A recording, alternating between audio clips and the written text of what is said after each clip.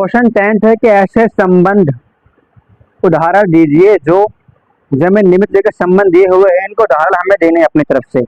इसमें कहा है पहले में कि सम्मित हो परंतु ना तो सौतेली हो ना ही संक्रामक हो। हमें यहाँ से ऐसा एग्जाम्पल फाइंड करके दिखाना है, ऐसा एग्जाम्पल हमें देना है यहाँ पर कि जो हमारा रिलेशन बन के आएगा तो वो सम्मित तो हो, सौतेली और संक्रामक नहीं होना चाहिए। फॉर एग्जाम्पल यहाँ से आप हमें एक समुच्चय मान लेते हैं 1,2,3, ये हमने एक समुच्चय मान लिया। अब हमें इसी के अकॉर्डिंग याद करना है सम्मित होना चाहिए, सौतेली ना हो ना ही संक्रामक हो। सौतेली में क्या होता है कि वो खुद का रिलेशन खुद से बनाता है, और संक्रामक में होता है कि ए कोमा बी रिलेशन को फाइंड दर्शाएंगे, बिलोंग करेंगे, फिर बी कोमा सी और फिर ए कोमा सी। तो हमें क्या करना है, सम्मित निकालना है।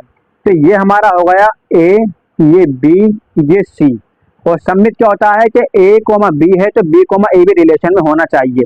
तो यहाँ से हमारे पास एक उदाहरण जो निकलेगा यहाँ से रिलेशन, वो ये बनेगा कि अगर ब्रैकेट में ए कोमा 1,2 ये रिलेशन को दर्शाते हैं तो यहाँ से 2,1 रिलेशन से दर्शाएंगे।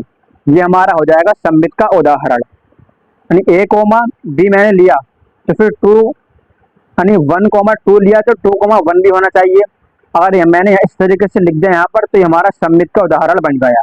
और दूसरा है कि संक्रामक हो परंतु ना तो सौतेली ना ही सम्मित होना चाहिए।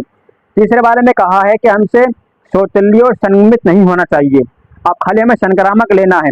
जब हमें संक्रामक लेना है, आप अच्छी तरीके से जानते हैं कि संक्रामक की कंडीशन क्या होती है। अगर हमारे पास 1,2 रिलेशन में से बिलोंग करता है, फिर इसी तरीके से 2,3 रिलेशन से बिलोंग करेगा, तो एक निष्कर्ष हमारे पास ये निकलेगा कि 1,3 रिलेशन से बिलोंग करेगा। ये हमारा हो जाएगा संक्रामक का एग्जाम्पल। 1,2 और 2,3 एंड 2,C, 1 यानी ए कोमा बी हो गया, ये बी कोमा सी हो गया, फिर ए कोमा सी हो गया। ये हमारा होगा संक्रामक का उदाहरण। अब तीसरा है कि सौतेल्य तथा सम्मित हो किंतु संक्रामक नहीं होना चाहिए। वो हमारा सौतेल्य भी हो और सम्मित भी हो, संक्रामक नहीं होना चाहिए। हमारे पास जो मैंने समुच्चय लिया वो समुच्चय हमारा एक ही है, यही सब में लगाएंगे हम। तो यहाँ से हम सब पहले सौतेल्य की कंडीशन बनाएंगे। सौतेल्य क्या होता है कि अब अपने आप से संबंध बनाता है। तो यहाँ से 1,1 होगा, 2,2 होगा और 3,3। यहाँ तक हमारा ये सौतेल्य की कंडीशन तो आ गई। अब हमें साथ में निकालनी है सम्मित की। जब सम्मित की निकालनी है तो हम यहाँ पर और लिखेंगे कि 1,2 और 2,1, ये मतलब कोष्टक के अंदर बंद कर देंगे, क्लोज ब्रैकेट। ये हमारा हो गया। ये हमारा सौतेल्य भी है और सम्मित भी। यानी सौतेल्य कैसे है, हमारा समुच्चय है तो एक का संबंध एक से है, 2 का 2 से है, 3 का 3 से है। फिर हम सम्मित देखेंगे कि 1 का 2 से भी है और 2 का 1 से भी है। ये हमारा हो जाएगा सम्मित। और चौथा में है कि सौतेल्य तथा संक्रामक हो किंतु सम्मित नहीं होना चाहिए। ये हमारा चौथा दिया है पॉइंट। तो यहाँ से पहले हम सौतेल्य को ज्ञात करेंगे। सौतेल्य का होगा कि 1,1, 2,2 ब्रैकेट, फिर 3,3 ब्रैकेट। अब यहाँ से हम संक्रामक निकालेंगे। संक्रामक क्या होता है कि 1,2 है, फिर 2,3 होना चाहिए रिलेशन में, फिर ऐसे ही 1,3। ये हमारा एक रिलेशन बन गया। ये हमारा सौतेल्य भी है तथा संक्रामक भी है। आपने यहाँ पर देखो संक्रामक निकाला था अभी ऊपर, ये संक्रामक निकाला था 1,2, 2,3, 1,3।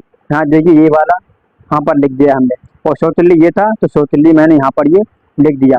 तो दोनों कंडीशन यहाँ पर हो गई सेटिस्फाई, यानी हमारा सौतेल्य भी है और संक्रामक भी है।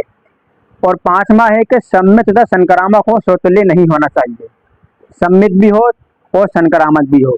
यहाँ से हम निकालेंगे रिलेशन R बराबर मदला कोष्टक, पहले सम्मित की क्या होती है 1,2 और 2,1,